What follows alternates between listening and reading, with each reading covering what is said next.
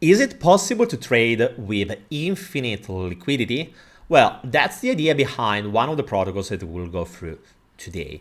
What we are going to do, this is the second part of a much broader video about derivatives platforms on DeFi, so how to trade with leverage on DeFi. If you missed the previous one, feel free to click on the right link here, in the right corner here, where you can find a link to our previous video. And again, if you have any question, feel free to share it into the comment section. I will be more than welcome to answer to you. So let's start immediately. And guys, don't forget that at the end of this video, I will also recap all the different rules and best practice that you should take in account when it comes to trading with leverage, because that's amazing having the opportunity to use leverage. But on the other side, that's insanely risky, and specifically when we're using DeFi, you need to be aware what are the pros and the cons of each platform. Okay, let's start immediately. Let me say that this channel is about educational content. Nothing is about financial advice. If you want to invest in anything, fine, but do always your research before. And guys, don't forget to leave us a big thumbs up. Drop a comment in the comment section below. That's something that will help us a lot for the algorithm. And if you want to check out all our links below into the description, you will find TikTok, Instagram, Twitter, and also our weekly newsletter, where we are publishing 2 times a week about different news and different insights. Today, I want to start presenting you Apex Exchange. That is a platform that is fully focused on trading with leverage using an order book, but on DeFi. And if you're wondering which is the kind of technology they are using, is Starkware. That is the same that is used also by DYDX. That is a layer 2 with a ZK rollups on Ethereum. When it comes to Apex Pro, what they are doing is they are supported by Bybit. That's the reason why, if you look at the branding, the different kind of icons and so on, they are looking like really close to what Bybit is doing. The same investors that are behind Bybit are also investing on Apex Exchange. That is quite backed by many interesting investors. If you want to find information, you can go through the platform. They are using an order book, so it means that there is no counterparty is providing the liquidity to the platform, but the liquidity is provided directly by the order book. That's something that is from one side interesting, because you have much more clear how the market is moving. Here you can check the depth. That's something that obviously when it comes to the GLP token, that is the one from GMX, you can't check it out. But anyway, it has also, it is the counterparty. The risk is that if there is not enough liquidity into the order book, well, you can trade big amount, because there is simply not enough money, so there is not enough a counterparty. If you ask me, I still think that an order book model has different advantages. Yes, it's slightly more complex for a new traders, but on the other side, it is offering you a much more control on your action. On the other side, as you can see also from the interface, it is slightly more complex from one side, but on the other side, it's also much more complete. It's giving you much more tools to create a strategy that is really what you are looking for. So, I mean, in the long term, I believe that both of the models will survive. But if you want to trade something with much more in-depth tools, right now, the ones with order books are much more advanced. So that's the reason why, personally speaking, I like Apex. And in this moment, they are also offering some reward here, and you can simply go through it and you will see what is the different kind of rewards that is still ongoing. They are rewarding, because the whole point is that in this moment, all the different protocols are really trying to incentivize people to trade on their platform, giving them tokens and so on. The point is that be aware that these tokens are having a value right now because the whole industry is really hot.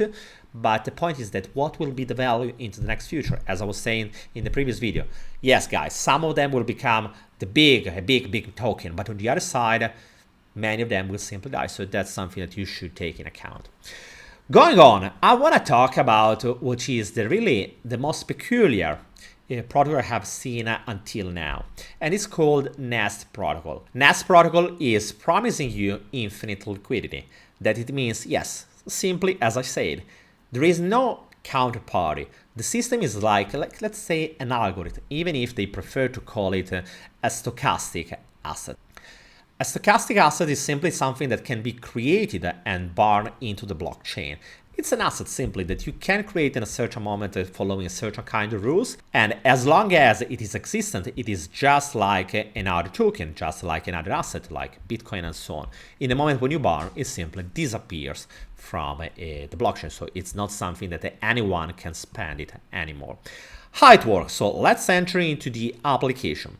What you can do in order to use a Nest protocol is using the Nest token as a payment system, so as your balance. You don't have to use, let's say, your stable coins, but if you want to use this protocol, what you have is depositing Nest token. And the peculiarity is that also in the moment when you will receive your rewards, so let's say that you have been opening a trade and you deposited $1,000, you came out with a 10% gain. So you are supposed to come out with 1,100 USD. The reality is that they are not giving you USD, but they are paying you with Nest. And if you're wondering from where these tokens are simply coming from, well, they are simply minted, so they are printing new tokens as long as new people are start earning. So from one side it is beautiful because the liquidity is infinite. There is no limit. You can open a trade even by 1 billion if you want. I don't know if right now there is a maximum, but in the theory there is no minimum, so you can use it with any kind of amount. The point, the problem, and that's the reason why, yes, I like the idea, and I was also working, to be fair, on a protocol that is quite close to this one. But also, on the other side, what we have to remember is that, okay, this is beautiful, but the risk is that the price of this token could be really volatile, because the moment when people are buying just to use it as a collateral, but it is going up. But in the moment when people are selling their profit, well, the price could go really down. So this kind of system, it is slightly worrying from the point of view of the price of the underlying token. On the other side, it is undeniable that is pretty interesting as a concept. Right now is offering a leverage up to 20x, and it is available just with futures for these two assets, so Ethereum and Bitcoin. But in the future, they want to support different kind of assets, plus also they want to introduce options and so on. I highly encourage you to give it a look to their documentation and their vision, because that's pretty interesting. I'm still skeptical, honestly speaking, but I have to admit that the concept is quite fascinating, even if I'm not a strong believer that this kind of system could work into the next future. But feel free to say that I'm wrong and to tell me what is the counterparty, what I'm missing about this project. Going on, because there are another couple of ones that I want to share with you. One of them is Max, that is just another protocol that is offering you trading, is offering you up to 100x, so much closer to what GNS was offering instead of what GMX. As you can see, here are the different assets. As you can see, there are slightly more assets than what was, for example, supported by Mami Finance. The interface is slightly more evolved, but on the other side is still far away from what we have seen the other day, for example, from Apollo X, or also, for example, also Apex Pro. The platform is available right now on different networks: Arbitrum, Binance Smart Chain, Optimism, Avalanche, Phantom, and so on. Here you can provide liquidity for each token on different chains and so on. I want to stop a moment to also discuss, but there is any kind of difference if I'm using the platform on Arbitrum or Binance Smart Chain or whatever it is? Well, personally speaking, if I have the opportunity, I rather prefer to use Arbitrum for the simple reason that there is the possibility of an airdrop. But obviously, that's just my personal opinion. What I want to say is that take in consideration different factors. What could be the reward into the short term? what could be the reward into the long term, like a possible airdrop, plus obviously the liquidity, because you have to remember that not all the chains are having the same liquidity. In the moment when you're using a certain chain, maybe there is a certain kind of liquidity. When you're using another one, there could be another one. Another protocol that the other day was simply going crazy, it's called Deri IO. It's just another protocol that is giving you the ability to provide liquidity and start earning rewards and traders to start trading. It is offering from one side futures and on the other side options. Here you can see, for example, the composition of the liquidity for this kind of assets. Here what you can add ETH, WBTC, USDC, and so on. If we give it a look to the interface, when you want to trade, you have the double option, Pro and Lite. As you can see, when it comes to Pro, it's slightly more evolved, even if it is still pretty basic, honestly speaking. I don't see anything special to define it Pro, honestly. I would have been stayed simply with the Lite because it looks like pretty the same. I don't see the need of differentiating, but obviously that's simply my opinion. It is pretty straightforward how it works, and it is available on Arbitrum and Binance Smart Chain. As you can see, many protocols are trying to push on Arbitrum for the simple reason that from the airdrop from one side, on the other side is also about scalability, because the point is that which is the chain that is able to support so many different transactions. Going on, I want to just share with you another platform that is just launching and it will launch soon. It's called MorpheX. That will launch a MorpheX, something like that. I don't know how exactly to pronounce, but if you go into their Twitter account, you will see exactly here MorpheX account, MorpheX FTM. They have created the dedicated part here. I will just follow it because I hadn't until now, and they are trying to evolve. The point is that MorpheX Swap was just DEX, and the whole narrative right now is moving much more into the futures, so they are trying to embrace also this kind of idea. The reason why I'm sharing with you also a protocol is not yet live is simply because usually at the beginning there are the best opportunities, but on the other side you have also to move with the awareness. Okay, at the beginning there are the greatest opportunities, but also this is the most uncertain moment when any kind of problem from the technical point of view can happen, where there is not enough stress test into the platform. So that's something that you should take in account too.